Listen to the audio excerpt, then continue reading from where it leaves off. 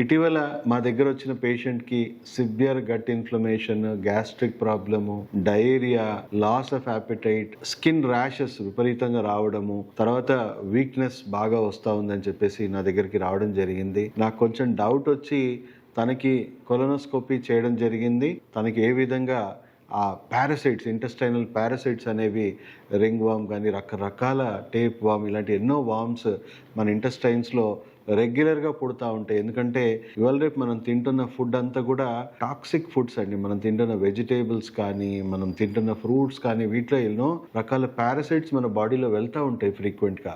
వీటి వల్ల మనం తింటున్న ఆహారంలో ఉన్న వైటల్ న్యూట్రియంట్స్ అన్నీ కూడా ఇవే ఎక్కువ కన్జ్యూమ్ చేయడము, దానివల్ల మీకు ఇంటెస్టైన్స్లో ఇన్ఫెక్షన్స్, ఈవెన్ ఇది మెల్లిమెల్లిగా లివర్లోకి వెళ్ళిపోయి లివర్లో కూడా కొన్ని సంవత్సరాలు ఉండిపోయే అవకాశం కూడా ఉంది. మీ లివర్ కూడా సివియర్ ఇన్ఫెక్షన్, లివర్ కూడా చాలా కాంప్లికేషన్స్ వచ్చే అవకాశం ఉందండి.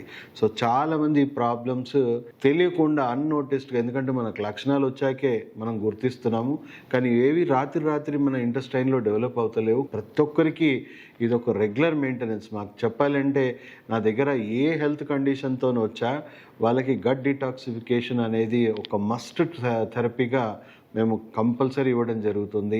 సో క్రానిక్ కండిషన్స్లో ఉన్న వాళ్ళకైతే కోలన్ ఇరిగేషన్ ట్రీట్మెంట్, అంటే మొత్తం కోలన్ మళ్ళీ క్లీన్ చేయడానికి కూడా ట్రీట్మెంట్స్ ఇస్తూ ఉంటాం. సో ఇది మనం ఏం లేదండి, ఇంటి చిట్కాలు కూడా మనం దీంట్లో పాటిస్తే ఈ ప్రాబ్లం అనేది చాలా మొక్క దశలోనే మనం ఎప్పటికప్పుడు దీన్ని తుంచేయచ్చు. ఎలా అంటే మన దగ్గర ఇంట్లో ఉన్న home remedies, specially garlic cloves ఏవైతే ఉన్నాయో, మనం కొంత హనీతోని కలిపి గార్లిక్ని తీసుకుంటే ఇవి న్యాచురల్ యాంటీబయాటిక్సే కాదండి, ఈవెన్ మనకు నట్టలకి వాటికి కూడా ఇది చాలా టాక్సిక్గా మారి, మనకి టాక్సిక్ కాదు కాకపోతే వాటికి మాత్రం విపరీతంగా టాక్సిక్గా మారి అవి మెల్లిమెల్లిగా చనిపోవడము. తర్వాత అప్పుడప్పుడు వేపాకు నమిలి తినడము, అప్పుడప్పుడు మనం అజ్వైన్ని తినడము, లేదంటే ఇన్ఫ్యూజ్ చేసి నైట్ పెట్టేసి మార్నింగ్ వాటర్ తాగేయడం కానీ, లేకపోతే పపాయ సీడ్స్ కానీ, పంకిన్ సీడ్స్ కానీ, పపాయ జ్యూస్ కూడా కొంతవరకు మనకి ఇంటెస్టైనల్ వామ్స్ని ఎప్పటికప్పుడు లోపల చంపేస్తుంది అండ్ పడేస్తూ ఉంటుంది మన ఇంటెస్టైన్స్ నుంచి. సో ఈ హోమ్ రెమెడీస్ మనం ఫ్రీక్వెంట్గా మన గట్టు రోజు చెత్త వేస్తున్నాం, రోజు క్లీన్ చేయాలండి.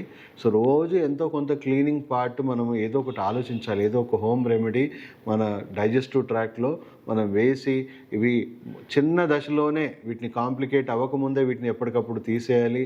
అండ్ చాలామందికి ఉన్న నాలెడ్జ్ ఏంటి, మన పెట్స్ అంటే మన డాగ్స్కి కానీ, మనకున్న యానిమల్స్ కానీ రెగ్యులర్గా డివార్మింగ్ చేస్తాం, కానీ మనం కూడా రెగ్యులర్గా డివార్మింగ్ చేసుకోవాలి అనే విషయం మనందరిలో అవేర్నెస్ చాలా లోపించింది. సో రెగ్యులర్గా చేయండి, ఎందుకంటే దీనివల్ల రేపు ఫ్యూచర్లో ఏమవుతుందంటే ఈవెన్ ఫేటల్ డెత్స్ కూడా అవుతాయండి. ఇది కరెక్ట్గా ట్రీట్మెంట్ జరగకపోతే వాళ్ళ ఇమ్యూన్ సిస్టమ్ పాడైపోయి, వాళ్ళ గట్ పాడైపోయి, ఎందుకంటే మనకు వచ్చే 80% రోగాలు మనం గట్ నుంచే డెవలప్ అవుతాయని చెప్పేస్తే అర్థం చేసుకోండి, అంటే ఎన్ని రోగాలకి ఇవి లింకప్ అయిపోయి ఉంటుంది అనే విషయాన్ని మనం సీరియస్గా అర్థం చేసుకోవాల్సిన అవసరం ఉందండి. మనం ముందే ప్రికాషన్స్ తీసుకుంటే మనం ఇలాంటి ప్రాబ్లమ్స్ ఉండవు. ఒకవేళ వచ్చినా సరైన ట్రీట్మెంట్ తీసుకుంటే దీనికి సంపూర్ణమైన పరిష్కారం. ఇలాంటి లక్షణాలు ఉన్న వాళ్ళు, గట్ హెల్త్ ఇష్యూస్ ఉన్న వాళ్ళు ఎవరైనా కూడా మన ట్రీట్మెంట్ ప్రాపర్గా తీసుకుంటే వాళ్ళు పూర్తిగా, even auto immunity, IBS, fibromyalgia లాంటి కండిషన్స్ ఉన్న వాళ్ళు కూడా మన దగ్గర ట్రీట్మెంట్ తీసుకొని మళ్ళీ రాకుండా పూర్తిగా నార్మల్ లైఫ్ జీవిస్తున్నారు. ఎందుకంటే వాళ్ళకి ఆ ప్రాబ్లం ఫంక్షనల్గా క్యూర్ చేసి, రీహాబిలిటేట్ చేసి వాళ్ళకి నేర్పిస్తున్నాం మీరు ఎలా తినాలి, ఎలా జీవించాలి, ఎలాంటి జీవనశైలి పాటించాలి అనేది కూడా ఒక సస్టైనబుల్ హెల్త్ అనే కాన్సెప్ట్ని కూడా మేము వాళ్ళకి చెప్పడం జరుగుతుంది. దాని ద్వారా వాళ్ళు మళ్ళీ మా చుట్టూ కానీ ఇంకో డాక్టర్స్ చుట్టూ తిరగాల్సిన అవసరమే ఉండదు.